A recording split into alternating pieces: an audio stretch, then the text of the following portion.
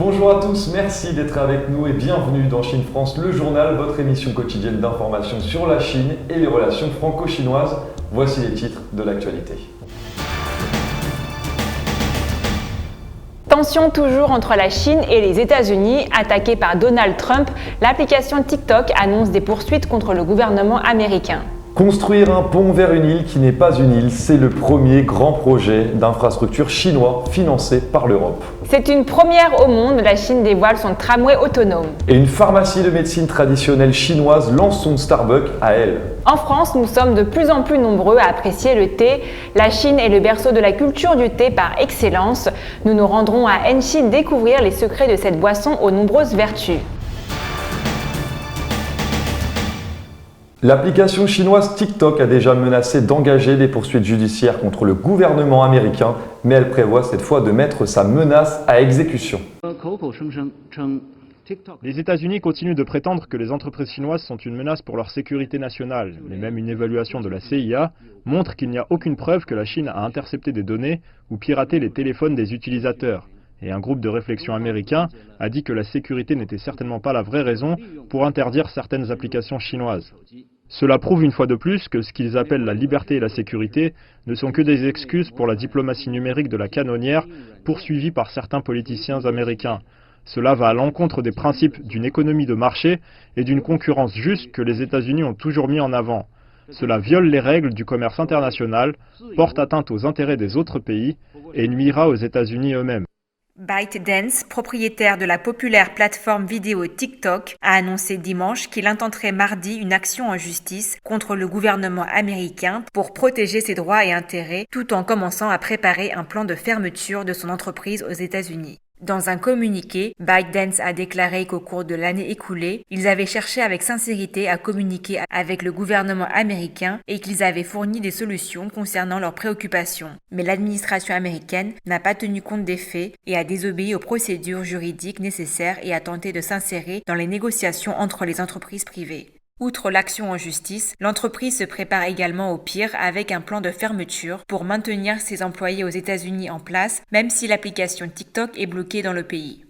Selon ByteDance, TikTok compte plus de 100 millions d'utilisateurs, plus de 1500 employés et des milliers de partenaires commerciaux aux États-Unis. ByteDance s'inquiète du fait qu'en raison de la portée extrêmement large et du contenu très incertain du décret américain à son encontre, l'entreprise n'est pas en mesure de garantir qu'une solution acceptable par toutes les parties puisse être trouvée dans le délai fixé par le gouvernement américain. En seulement quelques années, TikTok est devenu l'une des applications les plus appréciées des jeunes du monde entier. D'après les statistiques de la société d'études des applications Sensor Tower, TikTok est l'application non ludique la plus téléchargée au monde en juin 2020, devant Facebook, Instagram et YouTube au cours des 2 premiers trimestres aux États-Unis. En plus de l'action en justice intentée par la société, ses employés américains envisagent également de poursuivre l'administration Trump en justice pour le décret exécutif. Pour Peter Kagwanja, le PDG de l'Institut africain de politique, le renforcement des liens Chine-Afrique est essentiel à la reprise économique post-Covid-19. Le renforcement des relations entre la Chine et l'Afrique est essentiel à la reprise économique post-Covid-19 du continent, c'est ce qu'a déclaré dimanche un expert kényan, Peter Kagwanja, PDG de l'Institut africain de politique, un groupe de réflexion régionale, a indiqué dans un commentaire publié par le journal The Sunday Nation, tandis que la crise mondiale du Covid-19 se poursuit, la promotion de l'industrie et de l'innovation technologique est de plus en plus essentielle à la réponse africaine au Covid-19 et à la reprise du continent. Pour M. Kagwanja, avec la résurgence de l'isolationnisme et du protectionnisme et l'amenuisement des ressources d'investissement en provenance des partenaires traditionnels de l'Afrique en Occident, la coopération avec la Chine offre une réponse commune et une stratégie de reprise aux pays africains pour lutter contre la Covid-19. Le tout en encourageant la production afin de faire reculer la pauvreté, créer des emplois et fournir des moyens de subsistance. Il a fait remarquer que la montée du nationalisme économique, de l'isolationnisme et du protectionnisme en Occident avait rendu la coopération sino-africaine d'autant plus urgente et primordiale. Mais selon lui, avec la réémergence de la géopolitique de l'époque de la guerre froide, marquée par les guerres commerciales et technologiques entre l'Amérique et la Chine, l'Afrique doit faire des choix affirmés et éclairés en faveur de sa reprise post-Covid-19 et de la poursuite de son développement. M. Kawanja a rappelé que depuis février, Pékin a collaboré avec les 54 pays africains pour combattre la Covid-19. Depuis le début de la pandémie, l'Afrique a déclaré 2 guerres. La première est la guerre pour contenir la propagation du virus, qui a affecté plus d'1 million de personnes. La deuxième est la guerre contre la pauvreté, provoquée par la victoire de la maladie en tant que menace sanitaire et en tant que menace économique. L'expert a souligné que l'on ne pouvait pas encore évaluer toute l'ampleur de l'impact de la pandémie de Covid-19 sur les économies africaines, mais que celle-ci a déjà eu de graves répercussions sur l'emploi. En effet, elle a perturbé les chaînes d'approvisionnement industrielles, ce qui a mené à une pénurie de matières premières, une baisse des commandes et la fermeture d'usines partout dans le monde. Selon M. Kawanja, la coopération Sud-Sud propose de nouvelles voies de reprise après la Covid-19 et de nouvelles sources d'investissement pour dynamiser l'industrialisation. Il a révélé qu'au cours des 2 dernières décennies, la Chine avait étendu son influence dans la production et l'industrialisation africaine. Il a expliqué que le lancement du FCSA, Forum sur la coopération sino-africaine en 2000, avait propulsé cette coopération à un niveau supérieur au XXIe siècle, offrant ainsi un nouveau cadre stratégique pour la collaboration dans l'industrialisation et les infrastructures africaines. Les pays africains participent de plus en plus à l'initiative chinoise de la ceinture et la route, d'une valeur de plusieurs milliers de milliards de dollars, a noté M. Kawanja. Il a affirmé que la Chine était le principal partenaire du continent depuis 2009 et que près de 100 parcs industriels conjoints sino-africains étaient en construction partout en Afrique. Le spécialiste a précisé que le stock d'investissement de Pékin en Afrique s'élevait maintenant à plus de 100 milliards de dollars, soit l'investissement le plus élevé d'un seul pays sur le continent, et que l'Afrique dénombrait plus de 10 000 entreprises chinoises, dont un tiers dans le secteur industriel. Selon lui, l'aide au développement de la Chine a grandement contribué à donner au continent l'espoir de s'élever et de sortir de la pauvreté. Il a ajouté que le pays asiatique avait aussi calibré sa politique étrangère et ses investissements en vue de soutenir l'agenda 2063 de l'Afrique, le grand projet de développement du continent. Un pont pour relier la Croatie, c'est le premier grand projet d'infrastructure chinois financé par les contribuables européens. Depuis que le pays a déclaré son indépendance en 1991, il a été confronté à un défi territorial et logistique. La pittoresque ville fortifiée de Dubrovnik et ses environs sont coupés du reste de la Croatie par une petite bande de terre appartenant à la Bosnie-Herzégovine. L'isolement de Dubrovnik est devenu particulièrement aigu après l'épidémie de Covid-19. Les frontières internationales étant fermées du jour au lendemain, la route la plus courante de Dubrovnik à Zagreb est soudainement devenue inaccessible. La construction du pont entre le continent croate et la péninsule de Pelješac, qui est reliée à Dubrovnik, marquera un moment historique pour le pays, avec son entrée prévue dans la zone de libre circulation Schengen de l'Union européenne. Elle a également été décrite comme marquant un moment important pour l'Union européenne. Payé principalement par la Commission européenne, le pont doit être construit par la société d'État chinoise China Road and Bridge Corporation. Il s'agit du premier grand projet d'infrastructure chinois financé par les contribuables européens. La China Road and Bridge Corporation a remporté l'appel d'offres dans le cadre d'une offre ouverte battant une société autrichienne et un consortium italo-turc en promettant de construire le pont 6 mois plus rapidement et près d'1 demi-milliard de kuna moins cher que la concurrence. Pour obtenir des données en temps réel sur les animaux en voie de disparition, des chercheurs en Chine ont coopéré avec des entreprises de technologie pour mettre en place des réseaux de surveillance en temps réel dans la forêt. Une réserve naturelle au nord-est de la Chine a installé 3000 caméras infrarouges intelligentes capables de collecter des données. Alors que certains experts avaient prédit en 1988 que les tigres sauvages de Sibérie disparaîtraient de Chine dans 4 décennies, Feng Limin, un expert des tigres, a été témoin de la manière dont la Chine a ramené le gros félin au bord de l'extinction. La Chine a lancé un projet pilote d'un parc national pour les tigres de Sibérie et les léopards de l'Amour, couvrant une superficie de plus de 1,46 million d'hectares dans les provinces de Jilin et Heilongjiang. La construction du parc national devrait s'achever cette année. Il y a 4 ans, Feng et ses collègues se sont mordus les dents dans la protection et la recherche des tigres de Sibérie dans la ville de Hunchung dans la province de Jilin, une zone centrale du parc national. Au début, les chercheurs devaient dépenser beaucoup de temps et de main-d'œuvre pour escalader les montagnes à pied et installer des caméras infrarouges. Ils devaient généralement passer 3 mois à remplacer les batteries des caméras, 3 mois à récupérer les cartes de données et 3 mois à analyser les données. Et puis les images qu'ils analysaient dataient d'il y a 1 an, ce qui rendait la tâche encore plus difficile. Maintenant, grâce à leur coopération avec des entreprises, les images des caméras sont en temps réel.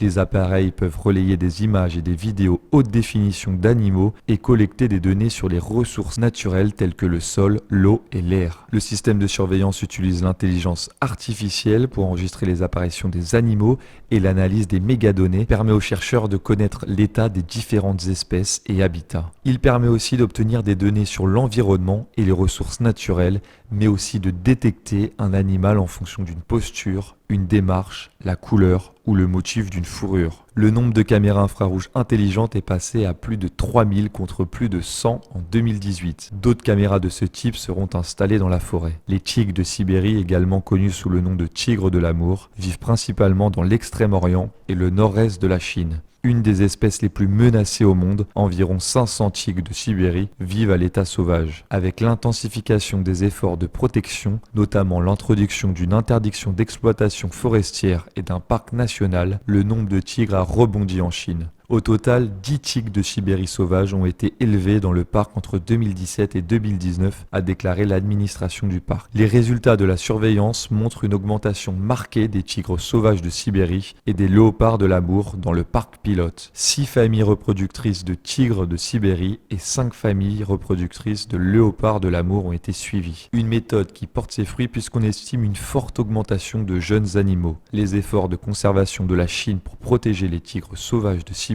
ont favorisé la restauration de la population mondiale de cette espèce et l'expansion de ses habitats. Envoyé dans le ciel pour observer la mer, la Chine a lancé un nouveau satellite jeudi dernier pour analyser nos océans. Ça y est, la Chine a lancé le satellite Haiyang 1D pour surveiller le Grand Bleu. L'instrument est doté d'une résolution spatiale de 50 mètres qui permettra de revisiter fréquemment certains endroits. L'objectif principal serait de contrôler les navires chinois et de gérer les zones de pêche. En outre, les scientifiques pourront effectuer une meilleure observation des océans tout en gardant un œil sur le climat de la planète. Haiyang, qui signifie océan, a été projeté dans l'espace avec succès depuis la base de lancement de Xi'an en Chine dans la province du Shaanxi. L'opération a eu lieu le jeudi 11 juin. L'engin a été mis en orbite à bord d'une fusée Longue Marche 2C. Le lancement a été mené par la société Aerospace Dongfang Satellite Co., affiliée à la 5e Académie de la Corporation des sciences et technologies aérospatiales de Chine. Cette mission était le 334e lancement de fusée de ce type. Avec le Haiyang 1C lancé en 2018, cet appareil formera la première constellation de satellites chinois pour le service maritime.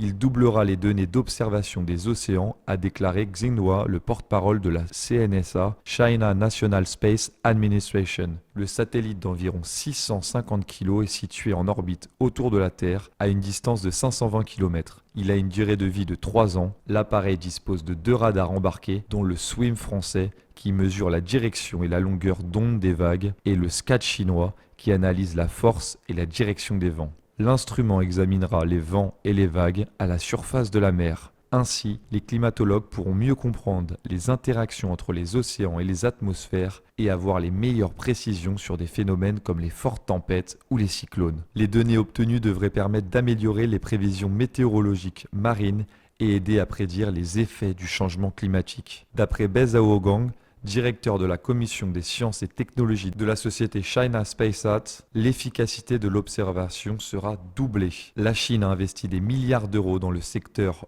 d'observation spatiale. Actuellement, elle est en train de construire une station spatiale habitée afin d'envoyer des humains sur la Lune vers 2022. Et pour attirer les jeunes, une pharmacie traditionnelle chinoise a décidé de se lancer à la conquête des bars. Café aux réglisses, thé au pamplemousse ou encore nid d'hirondelle, c'est ce qui vous attend au menu de ces 2 nouveaux cafés fusion. Le groupe Tonglun-Tang, une pharmacie de médecine traditionnelle chinoise renommée fondée en 1669, a ouvert 2 cafés qui offrent des boissons et des services de santé à Beijing. La pharmacie, ciblait jusqu'à présent principalement les consommateurs d'âge moyen et âgé, mais avec l'ouverture de ces nouveaux cafés, elle attire maintenant une clientèle plus jeune. Les cafés Tonglun-Tang proposent différentes boissons ou cafés infusés aux herbes telles que la réglisse, le fruit du moine ou la cannelle. Ils proposent également divers thés mélangés avec du goji chinois et du pamplemousse, avec des prix moins chers que Starbucks ou Haiti. Les cafés Tonglun-Tang proposent également un espace où les clients peuvent acheter des produits phares tels que le miel, le goji chinois, les nids d'hirondelles et le ginseng. Tonglun-Tang prévoit d'ouvrir 50 magasins dans les grandes villes du pays au cours des 5 prochaines années. De plus, elle ouvrira plus de 3000 cafés à son nom dans les principales zones commerciales, a annoncé la société. Actuellement, il existe 2 cafés de ce type à Beijing, l'un dans le district de Daxing et l'autre dans un complexe de 2 étages du quartier de Shunting, dans le district de Chaoyang. Le café de Shunting a attiré en moyenne 500 clients chaque jour au cours des 3 derniers mois et peut dépasser les 3000 le week-end. Son chiffre d'affaires a quant à lui atteint presque 195 000 € en juin, en hausse de 305% par rapport à mai. Tonglun-Tang ambitionne d'atteindre un chiffre d'affaires annuel de 3 700 000 €. Neil Wang, président du cabinet Frost & Sullivan en Chine, a déclaré que les consommateurs chinois ont montré une prise de conscience croissante de leur état de santé depuis l'épidémie de Covid-19 et qu'ils ont témoigné d'une plus grande confiance en la médecine traditionnelle chinoise. Les boissons de Tonglun-Tang sont développées par une équipe de recherche et développement composée de nutritionnistes et de médecins en médecine traditionnelle chinoise. Au café Tonglun-Tang de Shunting, les clients peuvent se rendre au 2e étage à l'espace diagnostic et traitement pour des conseils en nutrition. Il est électrique et sans conducteur. La Chine a dévoilé le premier tramway autonome du monde. Le premier tramway autonome au monde à stockage d'énergie est sorti de la société CRRC Zhuzhou Locomotive. Ce tramway à supercondensateur à haute énergie est composé de 7 wagons et peut transporter au maximum 500 passagers. Il est équipé d'une technologie de conduite autonome innovante. Il peut atteindre une vitesse de 70 km/h. L'autonomie est limitée à une distance de 40 km, mais les batteries en lithium titanate se rechargent assez rapidement. En 30 secondes pour reprendre une autonomie de 5 km et 10 minutes pour pouvoir repartir pour 25 km. Nai Weibin, le directeur général du département de recherche et du développement du système ferroviaire urbain de la société, a annoncé que le tramway serait utilisé à l'aéroport international de Kunming-Changshui à Kunming, capitale de la province du Yunnan au sud-est de la Chine. Et si vous avez la drôle d'envie d'avoir Donald Trump ou Jackie Chan chez vous, bon pas les vrais mais leurs répliques en cire, eh bien c'est possible. Un artisan chinois en a fait son business, même si cette année avec le coronavirus c'est difficile. Pour Zheng Zheng, le directeur de Shanghai Maillet Arts, cet automne aurait dû être une aubaine pour les entreprises. Avec l'élection présidentielle américaine, la demande de répliques en cire de Donald Trump aurait dû exploser. Au lieu de cela, la propagation du coronavirus a interrompu les nouvelles commandes et bloqué les voyages à l'étranger, y compris à destination et en provenance des États-Unis. Il retarde maintenant la production d'une réplique de Joe Biden. Les sites touristiques, les parcs d'attractions, les maisons de personnages célèbres ne sont temporairement pas ouverts, a déclaré Zheng. Comme les personnes ne pouvaient pas reprendre le travail, ils ne pouvaient pas recevoir de nouvelles commands. Shanghai Maillet Arts a été fondé en 2012 en tant que fabricant et fournisseur de figurines en cire. Situé à la périphérie de Shanghai, à environ 1 heure de route du centre-ville, sa salle d'exposition sert également de musée de fortune, une sorte de mini musée Grévin. Les clients peuvent y passer pour poser à côté de répliques comme celle du leader nord-coréen Kim Jong-un ou de la star des arts martiaux Jackie Chan et de plein d'autres. En 2019, la société de Zheng expédiait jusqu'à 700 figurines par an à ses clients, dont environ un tiers à l'étranger. Selon Zheng, la partie la plus difficile de la fabrication d'une réplique, c'est le visage. Cela peut prendre 1 mois pour concevoir et sculpter les éléments parfaits. La société fait appel à des spécialistes pour fabriquer les cheveux et les vêtements de ses poupées de cire. Cela peut prendre 3 mois pour concrétiser une statue du début à la fin. Trump est le modèle le plus vendu de la société aux États-Unis. En Chine, le best-seller, celui qui rapporte le plus de commandes, c'est une réplique d'un garde de sécurité endormi et affalé sur une chaise. L'année dernière, la boutique a produit 16 statues de cire à l'effigie de Trump, dont 6 sont allées à l'étranger. Surnommée la capitale chinoise du thé, Anxi, ce district au sommet verdoyant où coulent des ruisseaux limpides, bénéficie d'un temps clément tout au long de l'année, un temps propice à la culture de l'un des plus beaux exemples du thé oolong. Nous sommes dans le comté de l'Anxi, à 70 km au nord-ouest de la ville de Quanzhou, le paradis du thé Tieguanyin, une variété du thé oolong. Profitant d'une altitude dépassant les 1000 mètres de hauteur, d'un sol rouge et d'un vent doux, les théiers sont plongés dans une atmosphère humide et grandissent dans un environnement optimal.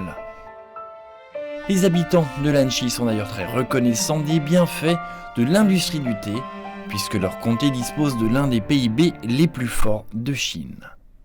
Monsieur Wu Zhongshan, originaire de ce comté, est l'un des entrepreneurs locaux qui est le plus réussi, avec son entreprise Fujian Sanrecha, établie en 1995. Il a recueilli de nombreuses distinctions, notamment celle du roi du thé en 2000. C'est ainsi qu'il est devenu l'un des principaux protagonistes de la diffusion de la culture du thé chinois. Dans le thé, c'est l'air du thé qui est le plus important. Pour l'être humain, c'est la même chose. L'air est vital pour la survie. Quand on goûte le thé, il faut introduire l'air du thé dans votre vie. Donc le thé, c'est une philosophie de vie à part entière. Le monde ne connaît pas les bons thés chinois, on ne connaît que le thé en sachet. Monsieur Wu a décidé de mettre en place un musée du thé. En 2009, des investisseurs français ont cru aux bienfaits de son projet. Le déclic a été immédiat. Pour les Européens, au milieu de vos conférences, il y a des pauses café. Quand j'ai pris le thé avec David Gosset, le fondateur du forum Chine-Europe, j'ai pu observer que les gens mangeaient des gâteaux et buvaient du café, et j'ai trouvé ça étrange. Pour un forum Chine-Europe, il serait préférable d'utiliser du thé chinois. Dans le cadre de la commémoration du 50e anniversaire de l'établissement des relations diplomatiques entre la France et la Chine, M. Wu Zhongshan a créé le thé de l'impérissable amitié pour commémorer cet événement. M. Fabius lui a écrit une lettre de remerciement pour ses bons et loyaux services. Le thé de l'impérissable amitié a incarné le rôle de messager de l'amitié entre les deux pays. L'impérissable amitié dans la philosophie chinoise, c'est la confiance mutuelle, une amitié du fond du cœur, une entraide mutuelle. Même en l'absence de difficultés, on se soutient, on se développe ensemble afin de réaliser un objectif commun. Monsieur Wu poursuit sa quête internationale en créant un thé commémorant les 45 ans de l'établissement des relations diplomatiques sino-italiennes, ainsi qu'en rendant hommage à la route de la soie. Il a également profité de l'exposition universelle de Milan pour créer à Rome un salon de thé, afin que les visiteurs du monde entier puissent se familiariser avec ce nectar millénaire. Pas trop fort et en même temps rafraîchissant, c'est donc quelque chose de différent. J'ai également apprécié le rituel du thé, c'est une très bonne expérience. En Europe, on transmet la philosophie du thé, comment le goûter, comment le déguster, c'est le plus important.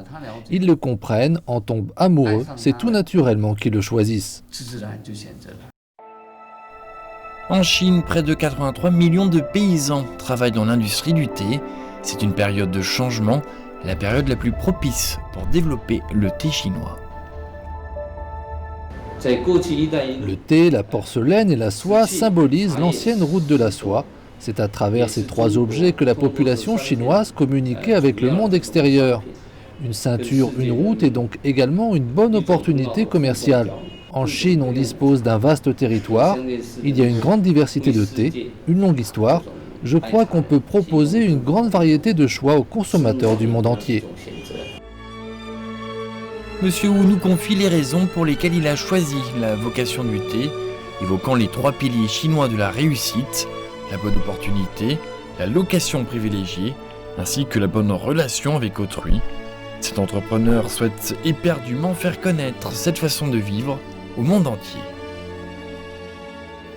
Fujian est la première étape de la route de la soie et la Chine a enfin décidé de révéler sa culture millénaire au reste du monde en utilisant un allié de choix, le thé Oolong. Et visiblement, ce pari est gagné d'avance. Yves Mouillet, CCTV. Et c'est déjà la fin de votre journal. Merci à tous de l'avoir suivi. Et vous pouvez retrouver dès à présent nos replays sur mandarintv.fr. Merci, au revoir. À bientôt.